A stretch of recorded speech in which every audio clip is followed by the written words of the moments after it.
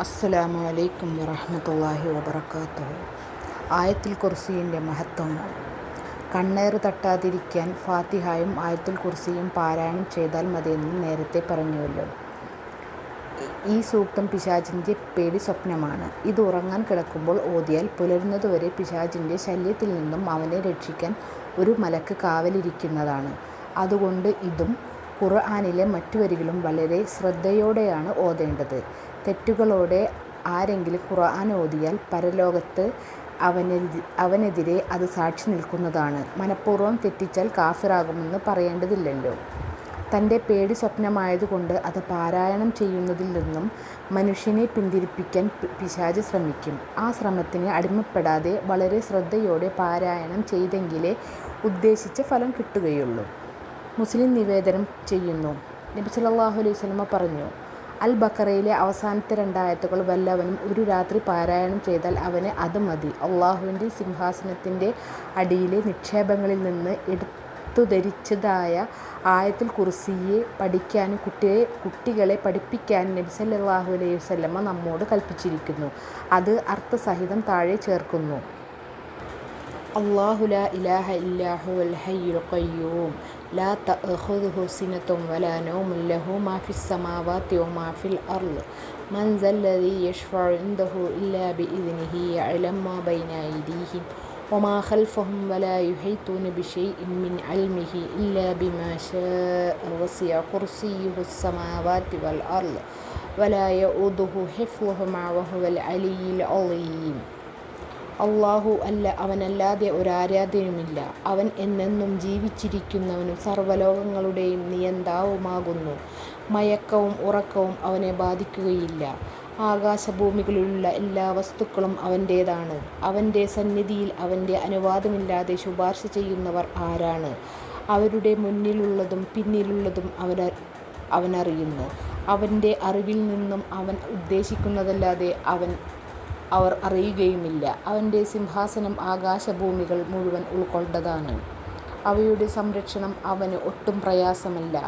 അവൻ അത്യുന്നതനും മഹത്വമേറിയവനുമാണ്. ആമനർ റസൂലിൻ്റെ ശ്രേഷ്ഠതകൾ. ബിസ്മില്ലാഹിർ റഹ്മാനിർ റഹീം. ആമനർ റസൂലു ബിമാ ഉൻസില ഇലൈഹി മിർ റബ്ബിഹി വൽ മുഅ്മിനൂന കുല്ലും ആമന ബില്ലാഹി വമലായികതിഹി വകുതുബിഹി വറുസുലിഹി ലാ നുഫർരിഖു ബൈന അഹദിൻ മിർ റുസുലിഹി വഖാലു സമിഅനാ വഅതഅനാ ഗുഫ്രാനക റബ്ബനാ വഇലൈക്കൽ മസീർ. ലാ യുകല്ലിഫുല്ലാഹു നഫ്സൻ ഇല്ലാ വുസ്അഹാ ലഹാ മാ കസബത് വഅലൈഹാ മക്തസബത്. റബ്ബനാ ലാ തുആഖിദ്നാ ഇൻ നസീനാ ഔ അഖ്തഅനാ റബ്ബനാ വലാ തഹ്മിൽ അലൈനാ ഇസ്റൻ കമാ ഹമൽതഹു അലല്ലദീന മിൻ ഖബ്ലിനാ റബ്ബനാ വലാ തുഹമ്മിൽനാ മാ ലാ ത്വാഖത ലനാ ബിഹി വഅഫു അന്നാ വഗ്ഫിർ ലനാ വർഹംനാ അൻത മൗലാനാ ഫൻസുർനാ അലൽ ഖൗമിൽ കാഫിരീൻ.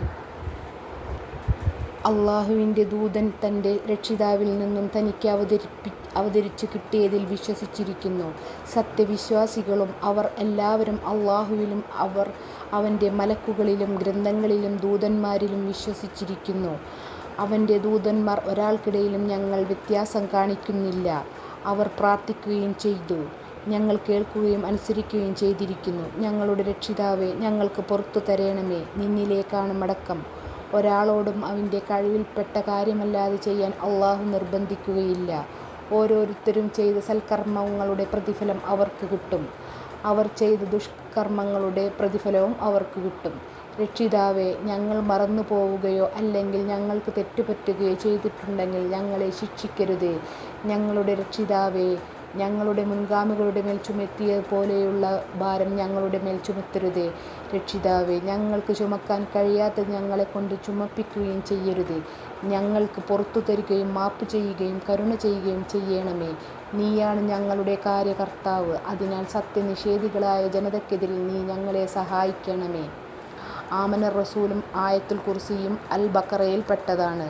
ഈ അദ്ധ്യായത്തെ സംബന്ധിച്ച് നബി സല്ലല്ലാഹു അലൈഹി വസല്ലമ പറഞ്ഞത്, എല്ലാ വസ്തുക്കൾക്കും ഒരു തലവനുണ്ടായിരിക്കും. ഖുർആനിൻ്റെ തലവൻ അൽ-ബഖറയാണ്. ഇതിൻ്റെ അവസാനമുള്ള ആമന റസൂലിനെ സംബന്ധിച്ച് നിശ്ചയം അള്ളാഹു അവൻ്റെ സിംഹാസനത്തിൻ്റെ അന്തർഭാഗത്ത് സ്ഥിതി ചെയ്യുന്ന നിക്ഷേപങ്ങളിൽ നിന്ന് എനിക്ക് നൽകിയിട്ടുള്ള 2 ആയത്തുകൾ കൊണ്ടാണ് അൽ-ബഖറ അവസാനിപ്പിച്ചിരിക്കുന്നത്.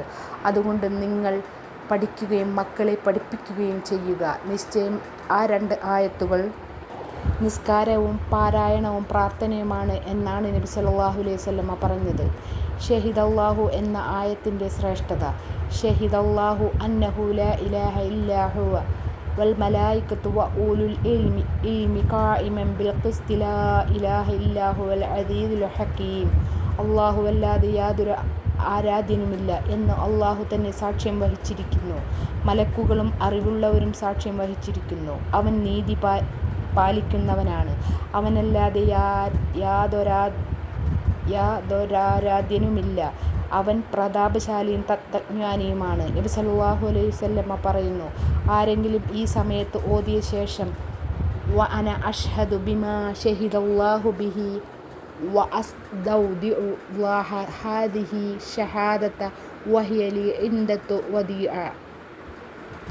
അള്ളാഹു ഏതൊന്നുകൊണ്ട് സാക്ഷ്യം വഹിച്ചുവോ അത് ഞാനും സാക്ഷ്യം വഹിക്കുന്നു. ഈ സാക്ഷ്യം ഞാൻ അള്ളാഹുവിൽ ഏൽപ്പിക്കുകയാണ്.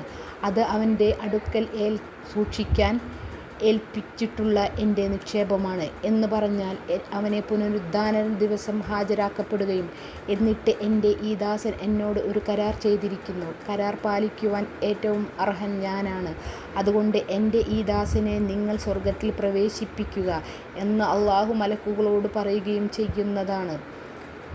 സൂറത്തുൽ അൻആമിലെ വേറൊരു ആയത്തിനെ സംബന്ധിച്ച് നബി സല്ലല്ലാഹു അലൈഹി വസല്ലമ പറയുന്നു, അള്ളാഹുവിൻ്റെ ഏത് പേർ വിളിച്ചു പ്രാർത്ഥിച്ചാൽ അവൻ ഉത്തരം നൽകുമോ ആ മഹനീയ നാമം ഖുലില്ലാഹുമ്മ മാലിക്കൽ മുൽക്കി ഈ സൂറത്തിലുള്ളതാണ്.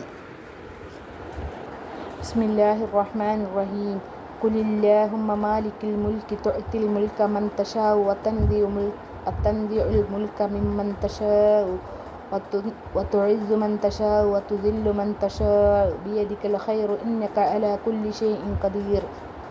തൂലിജുൽ ലൈല ഫിൻ നഹാരി വതൂലിജുൻ നഹാറ ഫിൽ ലൈലി വതുഖ്രിജുൽ ഹയ്യ മിനൽ മയ്യിത്തി വതുഖ്രിജുൽ മയ്യിത മിനൽ ഹയ്യി വതർസുഖു മൻ തശാഉ ബിഗൈരി ഹിസാബ്.